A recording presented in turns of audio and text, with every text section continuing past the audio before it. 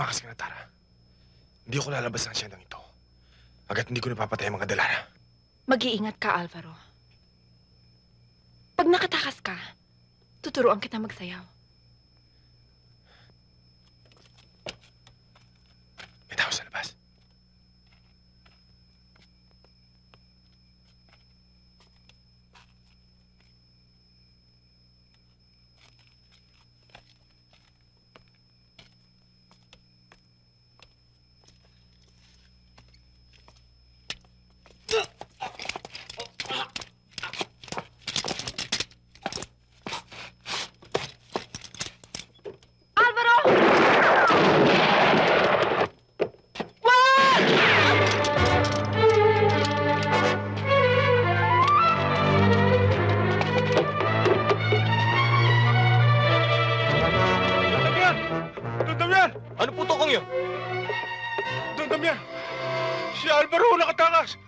Napatayo niya si Lakas. At nandito siya sa loob ng bahay. Sa loob ng bahay? Oo! Lalabas tayo. May iwan ako. Rafael! Dito tayo.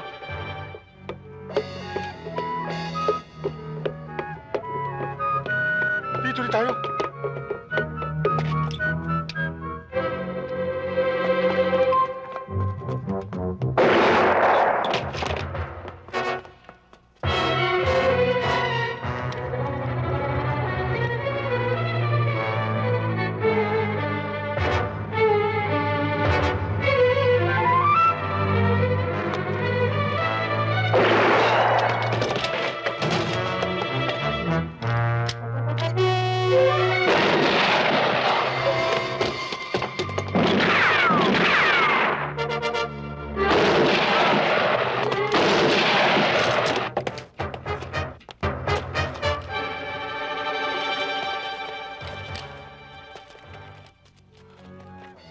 Guardia ng paligid.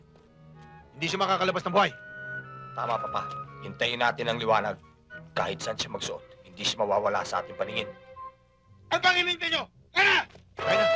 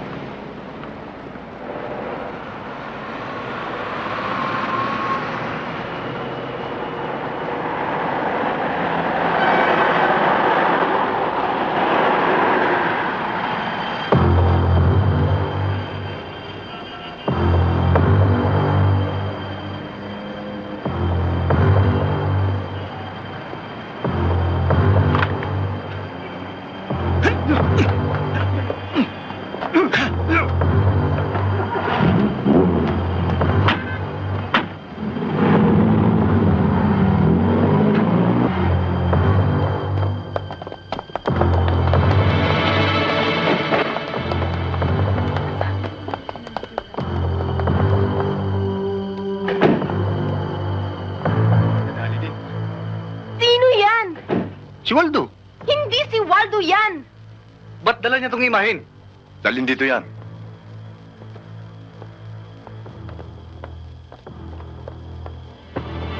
Sige, buksan mo yan.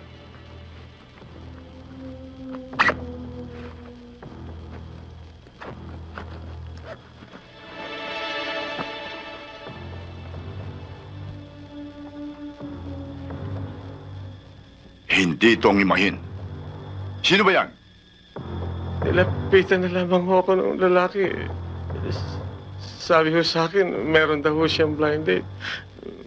Makikilala na lang daw siya. Sa panyong nakatali na ito sa hita ko.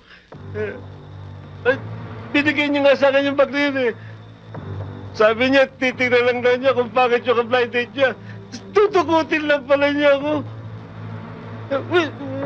Wala naman ang kasalanan ah.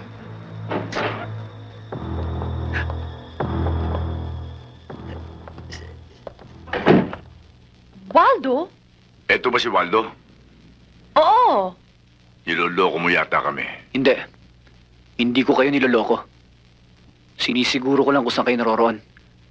At gusto ko magkaharap tayo. Yung paninda ko. Tumigil ka na! Tama na yan. Pawi na yan. Dali na yan. Sige, sa labas. Labas na! Ikaw ang pinaka-ng babaeng nakita ko. Anong hinahabol mo sa patay gutom na yun? Ang lalaking yun ay nabubuhay na squatter at mamamatay na squatter. Paano kanya pakakainin? At kumampi ka sa kanya kaysa sa mga kapatid mo? Walang ibang kasalanan si Jess kundi naging mahirap siya. Pero mas gugustuhin ko pa maging mahirap kaysa mabuhay dito. Na magpera nga.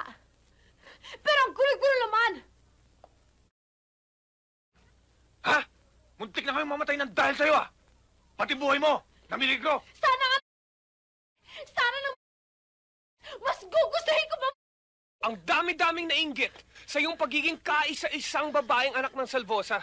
Tapos, itatapon mo lang sa isang batang riles? Isang amoy lupa? Hindi ako maligaya na naging isang salvosa. Kumpara sa inyo, napakalaking karangalan na maging isang salvosa. Sa akin, hindi! Psychiatrist nga talaga kailangan mo. Kapag hindi ka tumigil, ipakukulong ko ang batang release na yan, lahat ng mga kasama nila, ang lalaking yan, ipapapatay ko sila! Sige, Dad! Gawin mo ang gusto mo! Total, para sa'yo, lahat ng mga tayo para mga manok lang. Pero oras na gawin mo yan, ako mismo, pupunta ako sa mga authorities at ipagtatapat ko ang lahat ng mga bulok ng mga salvosa. Kapag ginawa mo yan, you'll be sorry then! Well, I'm sorry now! Kung hindi tayo kikilos ngayon, kailan pa? Hihintayin pa ba natin maubos tayo lahat? Ngayon mo pa sasabihin sa akin yan? Kung nakinig lahat kayo sa akin, hindi mangyayari to.